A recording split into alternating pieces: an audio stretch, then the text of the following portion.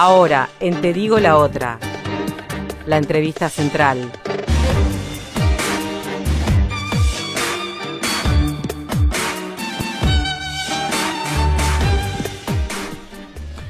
Recibimos en Te Digo la Otra al diputado Álvaro Dastugue del Partido Nacional, y lo presento como del Partido Nacional porque el tema sectores también vamos a arrancar capaz por ese lado, a ver cómo está el movimiento interno y en qué va a estar Dastugue de acá al 2019. Bueno, buenas noches Álvaro, ¿cómo estás? Buenas noches Mauro, buenas noches Florencia, muchas gracias por invitarme, encantado y un gusto estar con ustedes. Bueno, volver también a la universidad, ¿no? Que es también la casa de todos nosotros, ¿no? Así es, justo recién hablábamos fuera de micrófonos con Florencia en el 2006, creo que fue la última vez que vine a tomar algún aula de clase en la facultad que está aquí enfrente, de Ciencias Económicas, así que volviendo a casa, digamos. Vamos arriba, bueno, bienvenido Álvaro. Vamos a arrancar un poco por el inicio. ¿Cuál es ¿Cómo inició tu vinculación con la política partidaria? Vos venías más bien del mundo de lo social, ¿no? De la militancia social y religiosa, pero ¿cómo decidiste incursionar en política partidaria? Sí, yo tengo unas raíces por allá dentro de mi interior, no sé en qué lugar están, ¿no? Pero están por allá adentro. Yo nací en Tacuarembó, un departamento muy blanco, sí. Y mi papá y mi mamá, recuerdo subirme a los vehículos en tiempo de elecciones y en días de la votación y recorrer los clubes y llevar comida a los clubes del Partido Nacional. Mi papá y mi mamá siempre fueron wilsonistas. Recuerdo a mi mamá llorar toda una tarde el día que se enteró que Wilson murió. Luego me mudé hacia el departamento de Rivera con 14 años.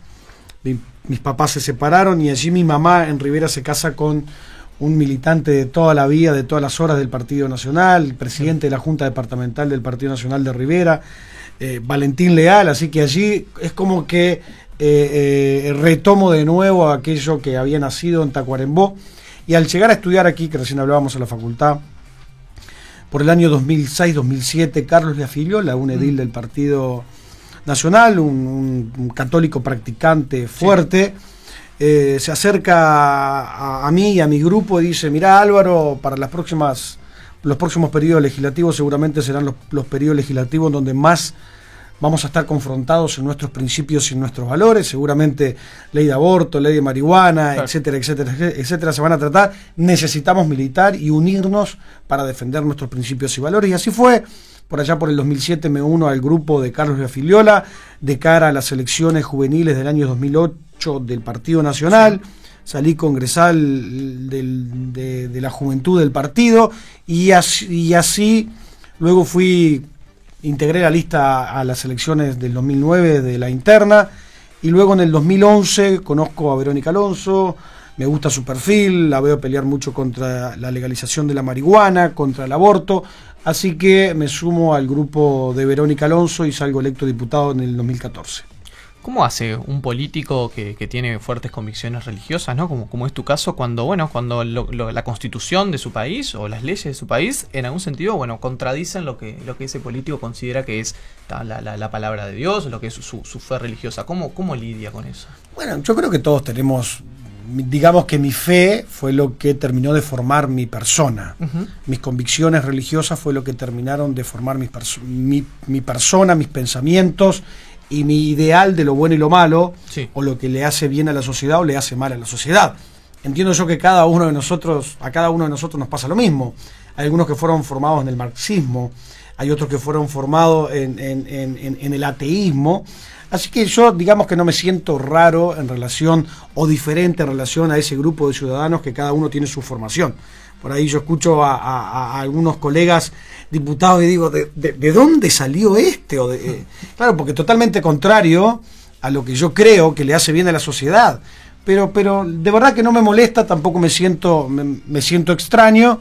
Sí, en los últimos, quién sabe, 3 periodos legislativos, entiendo que muchas de las cosas que yo considero que le hace bien a la gente y principios y valores cristianos fueron pisoteados, principalmente el tema de que entendemos que la vida es desde el momento de la concepción y algunas otras cosas, pero bueno, no me hace mal, digamos, al contrario, me gusta el debate, la democracia, etcétera.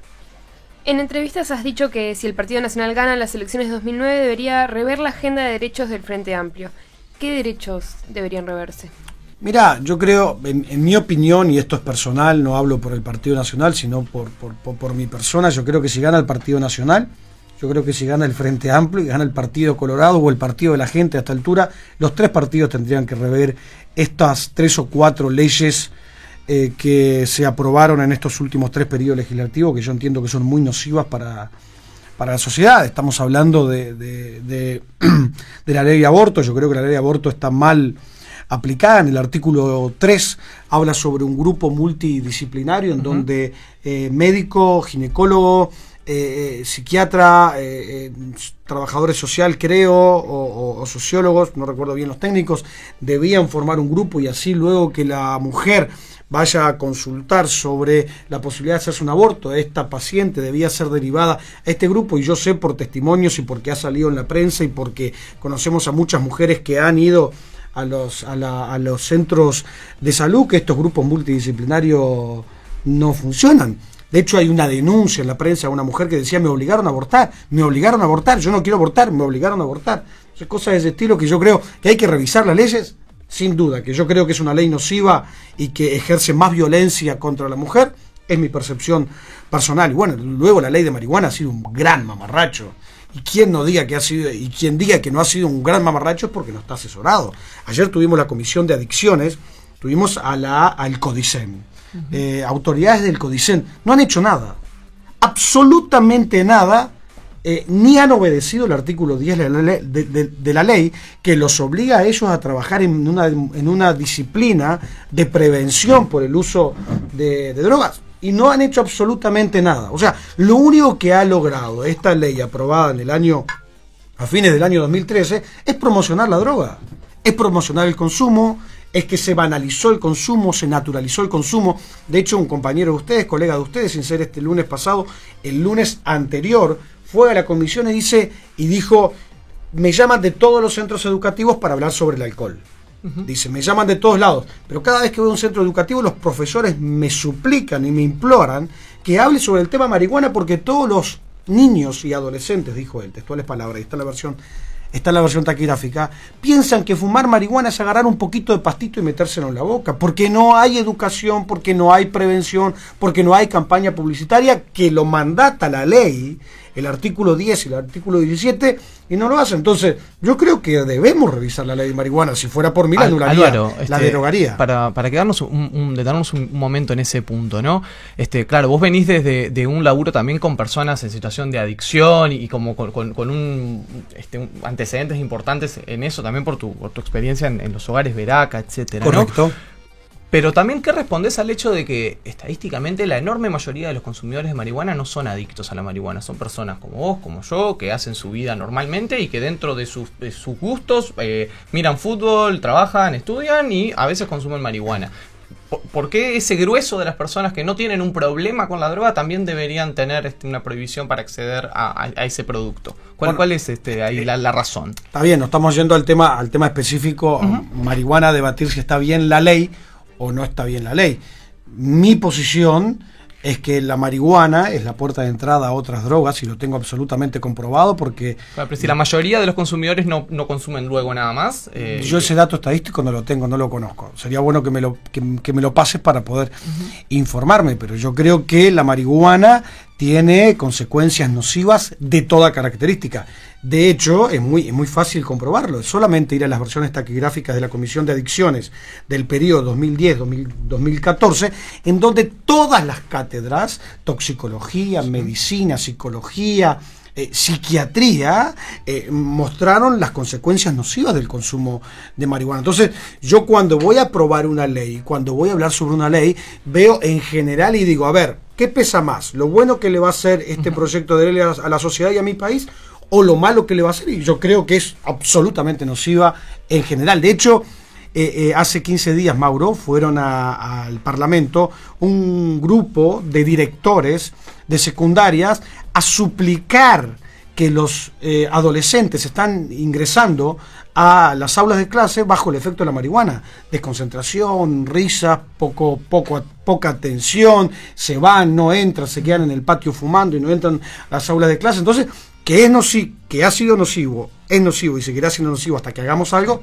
A mí personalmente no me cabe duda. Yo lo que te pregunto es, ¿toda sustancia que sea nociva para la salud tiene que estar prohibida por el Estado? Porque bueno, también consumir alcohol, sal. Alcohol, sí, sal, mayonesa, grasas saturadas. No, pero es una pregunta de verdad, porque también está el punto de las libertades de las personas a consumir aquello que prefieren, más allá de los daños que eso le pueda generar en su organismo, porque si no seríamos todos ascetas y viviríamos una vida, ¿no? Como monjes, y vivíamos 140 años como en el Tíbet, comiendo arroz y tomando agua, ¿no? Estoy de acuerdo contigo. Yo lo que digo es que esta ley es nociva. Bien. Este proyecto de ley que fue aprobado y está siendo reglamentado es absolutamente nociva. El tema de las libertades individuales y el tema de lo que cada quien hace con su, ¿no? Es otro tema. Digamos que el consumo no estaba penado en Uruguay y se estaba haciendo. Claro. Digamos, tú si querías consumir, o Florencia o yo, quienes estemos aquí, no, eso no estaba penado y no era delito. Se podía consumir. Ahora, yo creo que la ley lo único que ha logrado es bajar la percepción de riesgo y aumentar el consumo, lamentablemente y principalmente en adolescentes. Volviendo un poco a lo político partidario, ¿en qué estás electoralmente para el 2019? Muy bien. Yo integro el grupo de la senadora Verónica Alonso. Uh-huh. Nos alejamos del sector Alianza Nacional por allá por el año 2016. Sí. Entendiendo que bueno que ya era tiempo de alejarnos y que la senadora Verónica Alonso tenía un camino por delante diferencial al que tenía Alianza Nacional, sin discrepar con el líder, al cual yo considero que es una excelente persona, como Jorge Larrañaga, y un excelente precandidato a la presidencia por el Partido Nacional, pero hoy estamos independientes. Yo estoy trabajando y participo e integro el grupo de Verónica Alonso. Bien, perfecto. ¿Y te gustaría que Verónica fuera candidata a presidenta? Sí, a mí me encantaría, sin duda. Creo que además que me encantaría a mí, creo que sería necesario para el Partido Nacional. Yo creo que el Partido Nacional es como aquella de un plato bien, dos también, un plato de sopa, no, te doy dos. Yo creo que... No te entendí esa metáfora. Bueno, vuelta. Voy más al punto, digamos. Yo creo que el Partido Nacional necesita otros apellidos y otros nombres en la fórmula presidencial o como opciones para que el Partido Nacional abra sus brazos. Es un abanico. Ya tuvimos la experiencia de la calle Pou, Jorge Larrañaga en el 2014. Y no alcanzó. Tuvimos la experiencia de la calle Herrera y Jorge Larrañaga en el 2009-2010. Y tuvimos también la experiencia en el 2004, Larrañaga, la calle Herrera.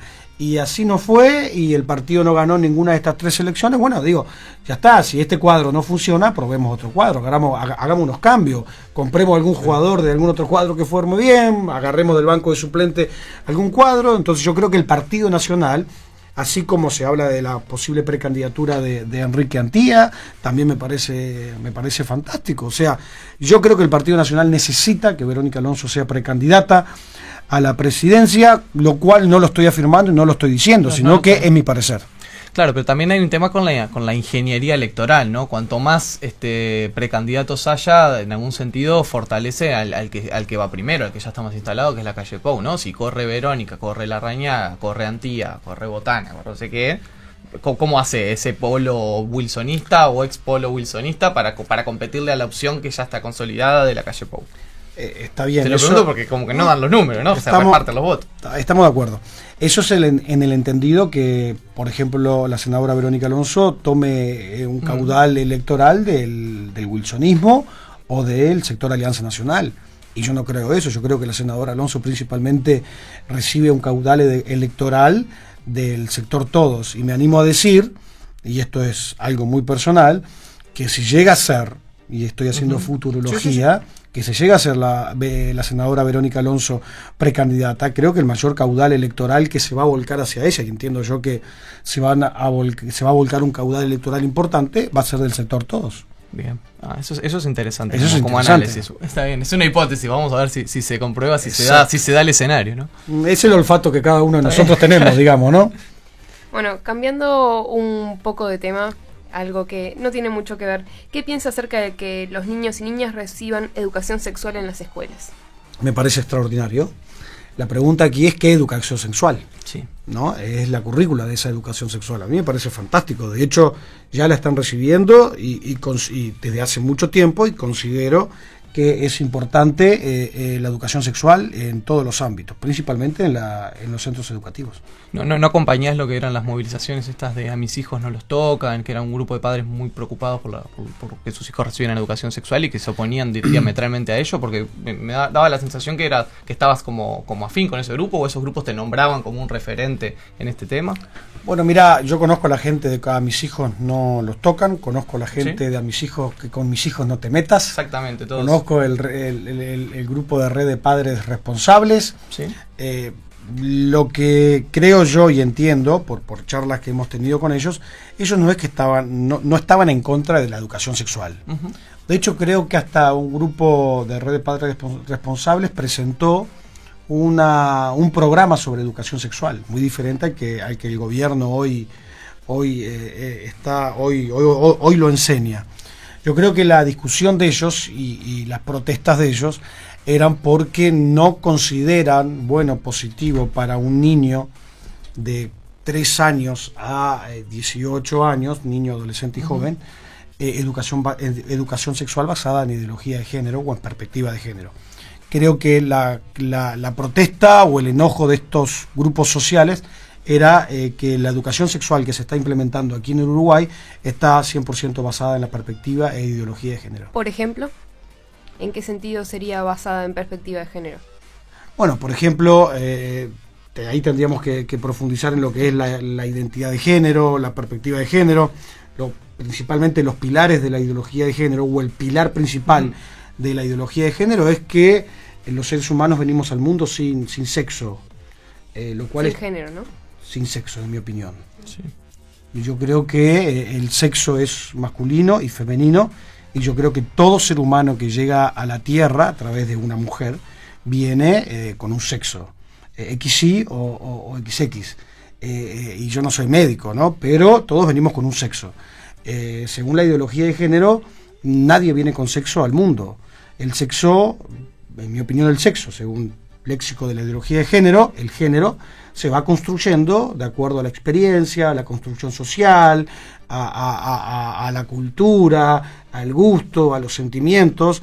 Entonces, la crítica de estos grupos era sobre esa educación sexual que ellos entendían que no es correcta ni científica, y al contrario, es una ideología. Entonces, ellos criticaban y dicen, ¿cómo se va a enseñar una ideología a menores está desde los centros CAIF, ¿no? Están desde los CAIF, desde los 13 a los 18 años se enseña esta ideología. ¿Cómo se lleva esta convicción que vos tenés acerca de la ideología de género y tu convicción que es opuesta, que es decir, los sexos son biológicos y están determinados y no se eligen y no se puede cambiar? ¿Cómo se llevan con el hecho de que existe, no es una opinión, existen objetivamente personas trans, ¿no? Existen personas que deciden o que tienen un sentir de pertenecer al sexo opuesto? ¿Cómo se lleva esta convicción que vos tenés? ¿No niega la existencia de esas personas? Para nada, al contrario, existen y son totalmente libres de tomar y encaminarse en el estilo de vida que ellos consideran que les va a ser más feliz. Pero de ahí a aceptar que en la currícula escolar a niños de 3 años se les enseñe educación sexual basada en identidad e ideología de género, hay una distancia muy grande. Yo no tengo problema con ninguna persona que decida cambiar de identidad, que decida cambiarse de sexo. Cada uno es libre, y entiendo yo por mi fe religiosa, el primero que dio el libre albedrío fue el mismo Dios. O sea, yo no tengo problema en ese sentido. ¿Pero preferirías que no se hable en las escuelas? No, yo lo que considero es que, y esto ya es personal, porque estábamos hablando de estos grupos, ahora paso a tema personal. Yo considero que las cuestiones que no son científicas no se pueden enseñar en los centros educativos. Y si hay algo que no es científico, es que venimos sin sexo al mundo. Alguien nace con aparato reproductor masculino y otros nacemos con y otras nacen con aparato reproductor femenino. En los genes, en las células, en todo nuestro ser, cada uno nace o hombre o mujer. Que después cada uno haga lo que desea hacer y tomar el camino que quiera tomar es decisión personal, pero enseñar en los centros educativos a menores de edad, a niños de 3, 4, 5 años que nacieron hombres y que no son hombres, yo creo que es una gran irresponsabilidad del gobierno y creo que sería hasta un delito del gobierno, pero bueno, eso es muy a título personal lo que digo. Sobre muchas veces las posiciones que tienen las iglesias evangélicas o los grupos neopentecostales, a veces el conjunto de la ciudadanía no sabe mucho, ¿no? O se construyen muchos mitos o muchas ideas o mensajes que vienen mediados por otros intereses. Por eso también está bueno cuando uno tiene a un político que como representante, es representante de la ciudadanía, porque es electo por la ciudadanía, pero practica cierta fe religiosa, también sacarse algunas dudas que uno tiene o hacer algunas preguntas, ¿no? Porque, por ejemplo, cuando haces estas afirmaciones sobre las personas trans, etcétera, se dice que hay iglesias de este tipo, iglesias pentecostales, que consideran que la homosexualidad, por ejemplo, o el ser trans es una suerte de posesión demoníaca en el cuerpo, es como un espíritu que posee el cuerpo. ¿Vos creés eso sobre las personas homosexuales o trans? Mira, yo creo en el mundo espiritual. Sí. La Biblia lo menciona y yo trato de estudiar la Biblia y creo sobre el mundo espiritual. Yo voy a generalizar tu pregunta, porque es un tema, polémico. No, lo es, pero está bueno aprovecharte que estás acá para tampoco uno repetir cosas que de repente leo dentro, te las preguntamos directamente. Por eso mismo. Yo lo que creo es que el mundo espiritual existe, yo creo que existe el mal y el bien, creo que existe Dios y existe el diablo, y creo que existe una guerra espiritual, pero no en las personas homosexuales, en todas las personas. En ellos, en nosotros, en los que estamos hablando. Yo creo que cada uno de nosotros caminamos por esta vida con, por ahí, aquellos dibujitos, ¿no? Con los que se te paran en un hombro con angelitos blancos y los otros enanitos verdes, por decirlo de alguna forma, simbolizando. Creo que la cuestión espiritual está en todos nosotros, creo que la guerra espiritual está en cada uno de nosotros. Nosotros decidiremos si hacer lo bueno o hacer lo malo. Y si una persona homosexual o trans se acerca a una de estas iglesias, como puede ser la iglesia del Pastor Márquez. Mira, yo dije algo, Mauro. Eso a esa persona se la tiene que transformar, se la tiene que hacer cambiar su orientación. Mira, yo dije algo que lo dije en la prensa hace creo que un año y fue muy cuestionado. Yo soy amigo de muchos homosexuales. Y de hecho tuve un amigo especialmente que cuando estudiábamos, yo era integrante de la Facultad de Ciencias Económicas y él estudiaba en la Facultad de Arquitectura, y ustedes saben que los estudiantes que venimos del interior, yo venía del interior y él también venía del interior, alquilamos casas grandes y pagamos un pedacito del alquiler cada uno y compartimos la vida para que salga más económica y no gastemos tanto y no sea tan alto el costo de vida. Así que este chico que estudiaba la Facultad de Arquitectura vivía en la casa donde yo vivía. De hecho, compartíamos el cuarto, porque el cuarto tenía una cucheta de un lado y del otro lado teníamos otro, o sea, eran dos cuchetas, cuatro amigos dormíamos en el mismo cuarto. Y yo tenía una excelente relación con este chico y él era homosexual. Y yo tenía una excelente relación, o sea, yo no soy una persona... ¿No crees que tenía que transformarse esa persona? ¿Vos no hubieras querido que esa persona se transformara, dejara de ser homosexual? Eso, yo te digo sinceramente, él quería dejar de ser homosexual. Ajá. Él no se sentía feliz porque él trabajaba en la noche, lo golpeaban, le pegaban, sufría, en algunas oportunidades estuvo en hospitales, y él consideraba que esa vida a él no le hacía bien, y él quería dejar. Entonces, como él quería dejar, yo considero que era bueno que él dejara. Ahora, si hay algunos que no quieren dejar, bueno, es la decisión personal de cada uno. ¿Y es mediante la oración, es mediante como una suerte de exorcismo que se deja de ser homosexual? No, mira, yo creo que... No, te pregunto, porque... A Mauro le gustó el tema. Sí, me parece un tema re interesante. Interesante, tendrías que ir a la iglesia a conocer. Me gustaría, sí, invítame. Estás invitado. Yo creo que es una decisión muy personal. Sí. Aquí no, mira lo que te voy a decir. Nadie cambia si no quiere cambiar. Ajá. No hay de oración que te valga. Si uno no quiere cambiar, sea lo que sea, sí, o esté haciendo lo que está haciendo y no quiere cambiar porque está tranquilo y seguro con su identidad, no va a cambiar. ¿No apoyás entonces los tratamientos forzosos, por ejemplo? No, para nada. Yo creo que el que no quiere cambiar, no cambia. ¿Ok? Entonces, si hay homosexuales que no quieren cambiar, no van a cambiar por más que se le haga cualquier tipo de tratamiento en respuesta a la pregunta que tú me haces. Claro. Dentro del conjunto de leyes que decías que se deberían rever en el próximo periodo de gobierno, también incluís la ley del matrimonio igualitario, ¿no? Correcto. Como una ley que debería modificarse en Uruguay. Mira, yo así como recién te dije que cada uno decide la vida que quiere tener y la decisión y el estilo de vida que quiere vivir, yo lo que creo de la ley de matrimonio igualitario es que mi principal crítica, yo tengo dos críticas principales. Número uno es el nombre matrimonio. Yo creo que el nombre matrimonio en su etimología habla de matriz, habla de producción. Entonces un hombre con un hombre o una mujer con mujer no pueden producir, ¿no? Entonces los hijos nacen entre la unión de un hombre con una mujer. Entonces mi principal crítica a la ley de matrimonio igualitario es la palabra matrimonio. Pero si tuviese otro nombre, igual la querrías rever.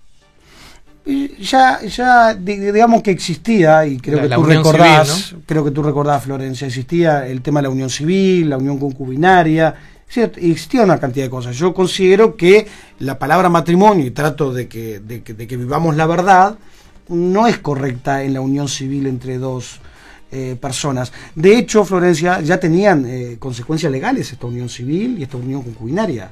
O sea, el trabajo fue para que se llamara matrimonio, y bueno, está. El Parlamento votó, esa ley está establecida, funciona. Personalmente yo le cambiaría el nombre, pero bueno, veremos. ¿Y crees que es perjudicial, por ejemplo, para un niño o una niña ser criado por personas del mismo sexo? Sí, yo creo que sí, sin duda. Yo creo que el niño necesita la imagen materna y la imagen paterna.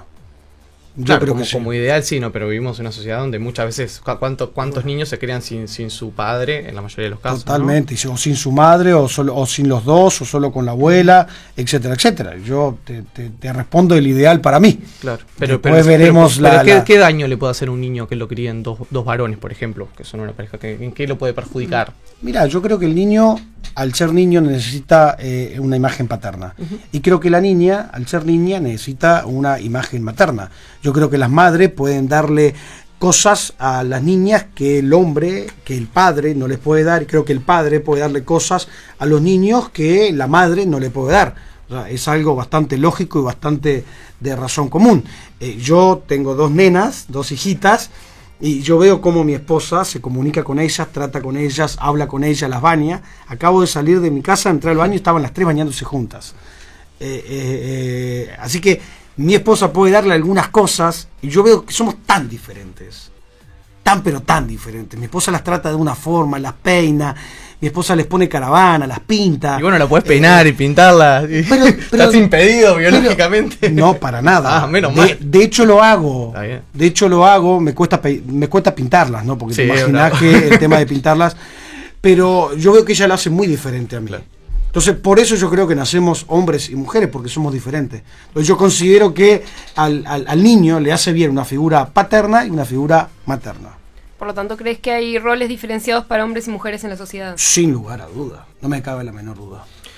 ¿Cómo viviste el hecho de estos últimos días, todo el tema que se ha discutido mucho en la prensa, tu participación en la comisión investigadora en el Parlamento por el tema de financiamiento de los partidos, ¿no? Un poco la citación que te hacían junto a la senadora Verónica Alonso era para responder sobre vínculos entre la Iglesia Misión Vida y un supuesto financiamiento no declarado de alrededor de $30.000 que habría hecho esta iglesia a la campaña electoral de ustedes, tuya y de Verónica. ¿Ustedes niegan esos vínculos entre la iglesia y su sector político? Claro, mira, yo te voy a decir una cosa. Se acerca, y tú sos politólogo, Mauro, se acercan las elecciones, sí, ¿no? Y lamentablemente se ensucia la campaña electoral, y lamentablemente se dicen y se hacen cosas que no son verdad. Sí. De hecho, son las reglas del juego. Los que estamos aquí en esto tenemos que saber que son las reglas del juego. Eso es totalmente falso. De hecho, es muy difícil que alguien haga un acuerdo político con una institución o una asociación civil en su estructura.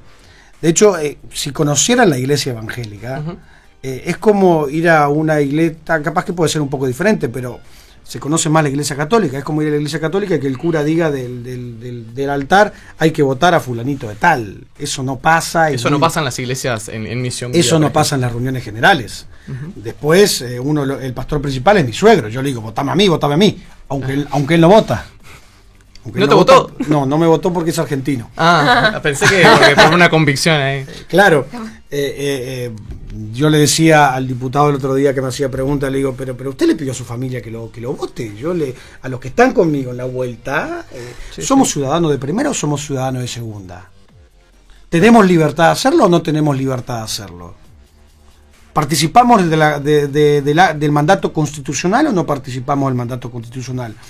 Y el tema de que lo dicen, de que hubo aportes de estas instituciones a la campaña de Verónica Alonso, es falso. No existió ni un aporte de estas organizaciones a la campaña de Verónica Alonso. Esto es el gran circo político que se comienza a hacer de cara a un grupo político que crece como el de la senadora Alonso, que de hecho no necesita pedir dinero prestado a nadie, porque lo dijo que ella bancó su campaña con sus fondos propios, y de hecho es conocido que tiene fondos propios para pagar su campaña electoral. ¿Quién es Gabriel Cuña? Esta persona que se nombra como quien quedó adeudando dinero a una imprenta en nombre del sector de la senadora Verónica Alonso y de la Iglesia Misión Vida, de su suegro, el pastor Márquez. ¿Querés explicar cuál es la vinculación de esta persona, de Gabriel Cuña, con la iglesia del pastor Márquez y con la campaña de Verónica Alonso? Claro. Primero, negar la afirmación que acabas de mencionar. Gabriel Cuña no quedó adeudando absolutamente nada. Eso es lo que dice el dueño de la imprenta, ¿no? Sí, por eso. Pero miente. Por eso, digamos, vamos por partes. Sí. Lo decía, porque hubo un juicio en donde el dueño de la imprenta le hace a la senadora y según lo que dice el juez, la senadora paga. ¿Ok? Gabriel Cuña no quedó debiendo nada, la senadora Alonso no quedó debiendo nada y nadie quedó debiendo nada. Si hubo un juicio es porque alguien no pagó, ¿no? Porque si no, ni iban al juicio. Está bien, ya el juicio terminó. Claro. Y no es porque alguien no pagó, es porque alguien entiende que no se pagó y alguien entiende que se pagó. O entienden diferentes acuerdos y a veces no es tema de pago o no pago, sino que a veces es tema de diferencia de precios. Ajá, claro, ¿Okay? Venía por ahí. El señor Gabriel Cuña es un integrante de mi grupo político y es un integrante de la Iglesia Misión Vida. Es un militante de mi estructura política y de hecho hoy es mi secretario en mi despacho. Y no quedó debiendo absolutamente nada, ni quien habla tampoco. Bien. Por lo tanto, vos sostenés que las afirmaciones del diputado Oscar Groa son falsas respecto a lo que él habla de cheques del pastor Márquez por el pago de listas, de la declaración del propietario de la imprenta ante la comisión que decía que usted llevaba a internos de los hogares Veraca a doblar listas en horas de la noche a la propia imprenta, que él lo vio con sus propios ojos. Todo eso no tiene asidero en la realidad. Lo que dice el diputado Groa es absolutamente falso, y lo enfatizo. No hubo dinero de la Iglesia Misión Vida que pagara absolutamente nada de la campaña electoral. ¿Okay? Eso queda bien claro, lo dije en la comisión, lo dije en los medios de prensa. No existió fondos económicos que abonaran absolutamente nada de la campaña. Y lo que dice el señor Nisca, que yo llevaba a internos de Veraca, es también absolutamente falso. ¿Nunca fuiste a doblar listas con internos de Veraca a la imprenta? Yo nunca fui a doblar listas en primer lugar. A la imprenta antes de la interna creo que fui 3-4 veces y fue a levantar listas. Y sí sé que fueron voluntarios y militantes de las agrupaciones a doblar lista en una dobladora que tenía él. Pero que yo haya llevado, y hablando de internos, es falso. Claro. En ese sentido, digamos, lo que uno puede leer es que cualquier participación que hayan tenido jóvenes de la Asociación Veraca en la campaña electoral así siempre fue voluntaria, o no hubo ahí ningún elemento de coerción ni de llevarlos a los actos. Es interesante, ¿no? Porque hay algunas personas públicas, legisladores, que hablan sobre obligación. Sí. Y es una gran ignorancia de cómo funcionan los hogares de Veraca y de quiénes son los que ingresan a los hogares Veraca. Contanos un poco más de eso. Fantástico. A los hogares Veraca ingresan las personas, principalmente, más de un 85%, personas que quieren recuperarse de alguna situación crítica en su vida. Como yo decía, más del 85% son consumidores de pasta base. Sí. ¿Ok? Estos consumidores de pasta base vienen de la calle, vienen de los mismos centros penitenciarios, vienen de las comisarías que nos deriva el Poder Judicial, nos deriva muchos chicos en ese sentido. O sea, en una terminología muy de ellos, son chicos que no les cabe nada. Anda a obligarlos a hacer algo, anda a obligarlos de una forma o exigirles que realicen ciertos trabajos. Además, los hogares Veraca son de puertas abiertas, no tienen rejas como los centros penitenciarios. Yo, por ejemplo, vivo en una chacra en donde lo que hay es un alambrado y una portera. Sí. Si en algún momento me porto mal con algún chico que le estoy brindando ayuda, seguramente a ese chico no lo voy a ver más, o lo voy a ver la próxima media hora porque se va a ir. Entonces, es una gran ignorancia de cómo funciona los hogares Veraca. Y cabe destacar que los hogares Veraca son gratuitos a todo aquel que quiera ingresar en situación de adicción. Y lo otro que el otro día lo decía el diputado Tabaré Viera, que un poco conocía la tarea de los hogares Veraca y defendía la excelente tarea que hacen, y la diputada Bianchi decía, pero si el gobierno no hace nada. Es un dato importante, quién sabe, para ustedes. El gobierno tiene un gasto promedio por cada chico en situación de rehabilitación en un centro público de entre $6.000 y $7.000. Por cada chico, en un centro público del gobierno. Nosotros no tenemos absolutamente ningún costo y tampoco tenemos ayuda del gobierno en este sentido. Y hay albergados en los hogares Veraca cerca de 1.300, 1.400 chicos y personas que viven dentro de los hogares Veraca. Yo creo que la imposibilidad y la derrota del gobierno de ayudar a esta población también les indigna a algunos, les indigna que organizaciones como la que yo integro y otras muy similares a las que yo integro, que son muy buenas y capaz que mejor que la que yo integro y no me cabe la menor duda, puedan ser exitosas en esta tarea.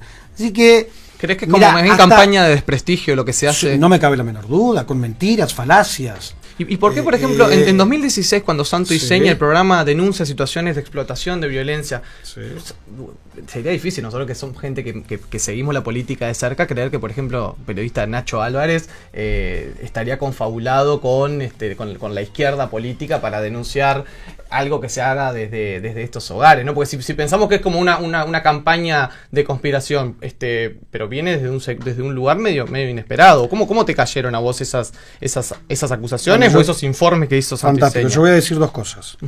Este tema está judicializado, no puedo profundizar yo en estos temas. ¿Están ustedes en juicio contra la producción, contra Monte Carlo? Estas organizaciones realizaron una denuncia al programa y al canal por estos temas. Entiendo. Porque entienden que además de discriminación hubieron mentiras. Pues yo voy a decir dos cosas. Número uno, los hogares Veraca existen desde el año 2002, 2003. ¿Ok? Hasta el año, Mauro, hasta el año 2016, jamás hubo una masa de crítica de esta forma. Al contrario, departamentalmente nos llamaron intendentes del Frente Amplio, nos llamaron intendentes del Partido Colorado, nos llamaron intendentes del Partido Nacional. Todo el mundo requería nuestra ayuda, nosotros íbamos, tratábamos de ayudar. Salimos de tener 30 chicos internados a tener 1.300 chicos internados.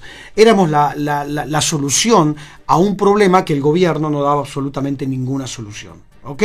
Y no hubieron denuncias de ninguna característica, al contrario, es revisar las versiones taquigráficas de los ediles del Frente Amplio, de los intendentes del Frente Amplio, del Partido Colorado, del Partido Nacional, que trabajábamos en conjunto y trabajábamos muy bien.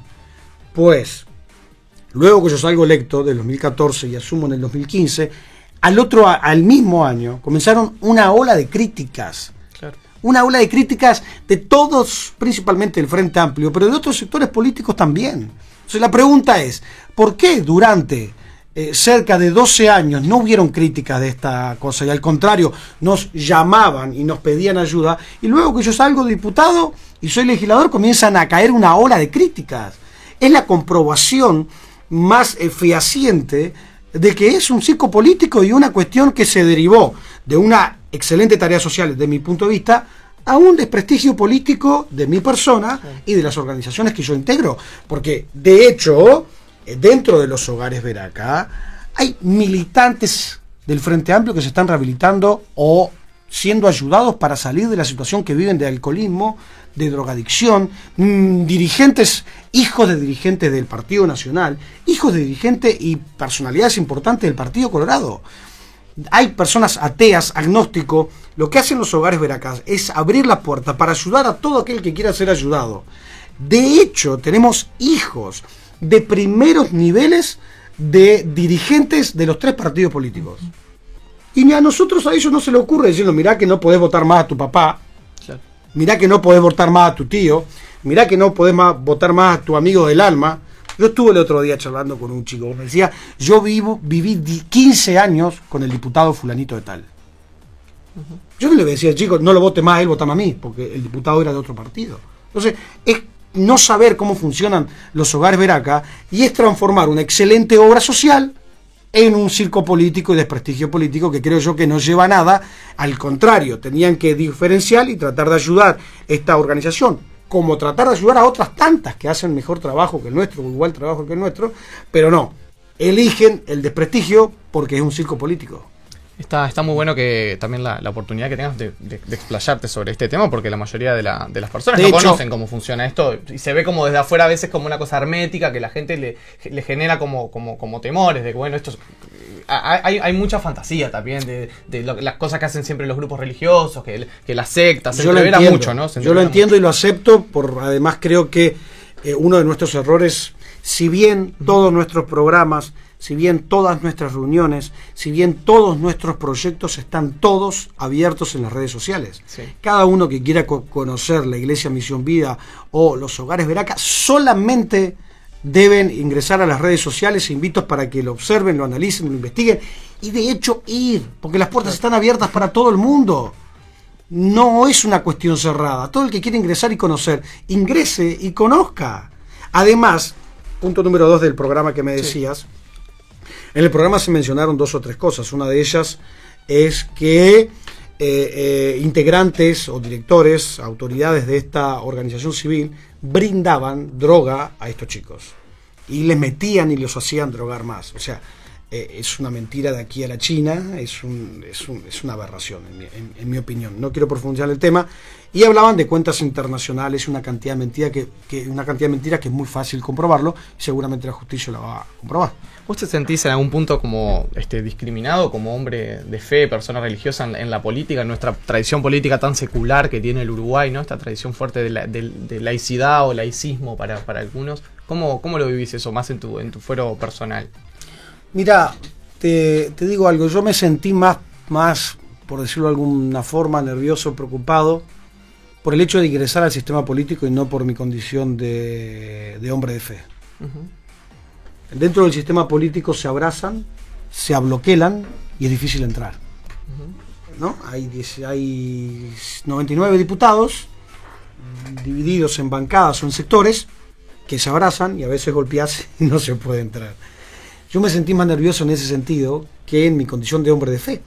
De hecho, hay otros legisladores que son también evangélicos también. Uh-huh. Y hay otros legisladores que son católicos, un montón, católicos, ¿no? Practicantes muy fuertes, algunos a veces más visibles que yo en sus principios y valores. Y hay otros integrantes del Parlamento que son umbandistas. Sí. De hecho, estuve ayer ayer lunes en la comisión con la May Susana Andrade. ¿Cómo te llevas con Susana Andrade? Excelente relación tengo con ella. Y hay otros, para mí el ateísmo es una religión y es una percepción personal que tengo. Es creer que no debo creer en nada. O sea, estoy creyendo que no existe Dios. O sea, para mí es una creencia, para mí también es una religión, tanto el ateísmo como el agnosticismo. Y también hay legisladores judíos, y también hay legisladores masones, claro, que en mi perspectiva personal también es una religión. Bueno, yo no me siento, digamos, sapo otro pozo por tener prácticamente la misma fe que los católicos, porque es la misma fe.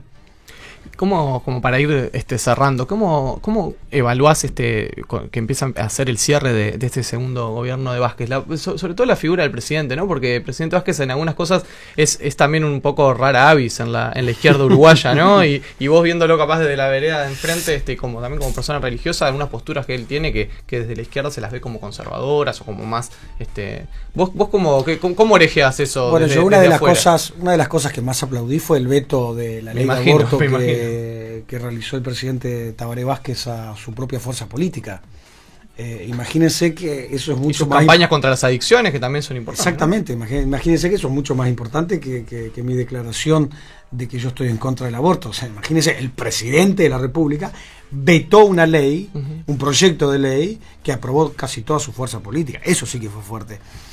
También me encanta lo que ha hecho con el tabaco, me encanta lo que yo trabajé con él ahora en una comisión, el tema del alcohol, ¿no? Una comisión especial multisectorial relacionado al tema del alcohol. Fui a presidencia varias veces.